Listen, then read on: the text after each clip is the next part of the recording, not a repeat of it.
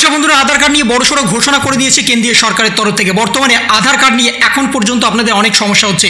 বর্তমানে সিএ চালু হচ্ছে, সেখানে আধার কার্ড অত্যন্ত জরুরি। আধার কার্ড না থাকলে আপনারা সিএ করতে পারবেন কি পারবেন না, আপনারা আবেদন করতে পারবেন কি পারবেন না, সেই বিষয়ে এখনো পর্যন্ত কিন্তু কোনো রকম খোলাসা করা হয়নি। কিন্তু আধার কার্ড নিয়ে একটা বড়সড় ঘোষণা করে দিয়েছে কেন্দ্রীয় সরকার আজকেই, এবং সেখানে স্পষ্টত জানিয়ে দেওয়া হয়েছে আপনাদের ডেট এক্সটেন্ড করা হচ্ছে। বর্তমানে এমন অনেক মানুষ আছে যাদের এই মুহূর্তে আধার কার্ড আপডেট করা হয়নি, এবং সেই আধার কার্ড যদি আপডেট না করেন তাহলে কিন্তু আপনাদের সিএ নিয়ে অনেক বড় সমস্যার সম্মুখীন হতে হবে, এবং সেক্ষেত্রে আপনারা আবেদনও করতে পারবেন না।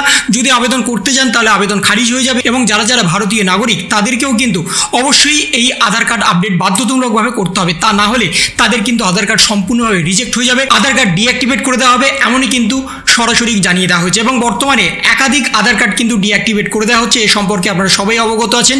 প্রতিটা রাজ্যে প্রচুর মানুষের কিন্তু আধার কার্ড ডিঅ্যাক্টিভেট করে দেওয়া হয়েছে, এমনকি আমাদের পশ্চিমবঙ্গেও হাজার হাজার মানুষের কিন্তু আধার কার্ড বর্তমানে ডিঅ্যাক্টিভেট করে দেওয়া হয়েছে।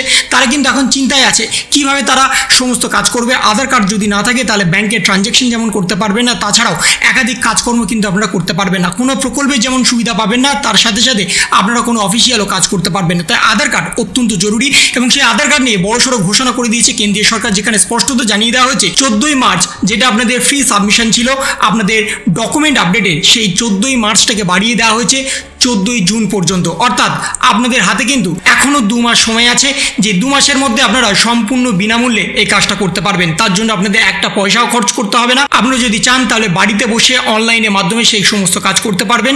যদি আপনাদের বাড়িতে ল্যাপটপ, কম্পিউটার বা মোবাইলে কোনো রকম সুবিধা না থাকে, বা আপনাদের মোবাইল সম্পর্কে অতটা যদি নলেজ না থাকে, তাহলে আপনারা সরাসরি আধার সেন্টারে গিয়ে এই কাজটা করে নিতে পারবেন, যেখানে আপনাদের আইডি প্রুফ এবং আপনাদের অ্যাড্রেস প্রুফ কিন্তু জমা করতে হবে। আইডি প্রুফের জন্য আপনারা প্যান কার্ড, আপনাদের রেশন কার্ড, ভোটার কার্ড, আপনাদের বার্থ সার্টিফিকেট, আপনাদের ড্রাইভিং লাইসেন্স, আপনাদের স্কুল কলেজের মার্কশিট, এই সমস্ত কিছু আপলোড করতে পারবেন। এবং তার সাথে আপনাদের অ্যাড্রেস প্রুফের জন্য কিন্তু আপনাদের সরাসরি রেশন কার্ড, ভোটার কার্ড, আপনাদের বার্থ সার্টিফিকেট, আপনাদের স্কুল কলেজের ডকুমেন্টস, আপনারা কিন্তু পাসপোর্ট আপলোড করতে পারবেন। এই সমস্ত সুবিধা কিন্তু দিয়ে দেওয়া হয়েছে, এবং সেটাও সম্পূর্ণ বিনামূল্যে। তাই 2024-এ এখনো পর্যন্ত যারা যারা আধার কার্ড আপডেট করেনি তাহলে অতি শীঘ্রই আধার কার্ডটা আপডেট করে নিন, না হলে কিন্তু পরবর্তীকালে আপনাদের আধার কার্ডটা ডিঅ্যাক্টিভেট হয়ে যেতে পারে, এবং ডিঅ্যাক্টিভেট হয়ে গেলে আপনাদের কিন্তু অনেকটাই হয়রানির শিকার হতে হবে।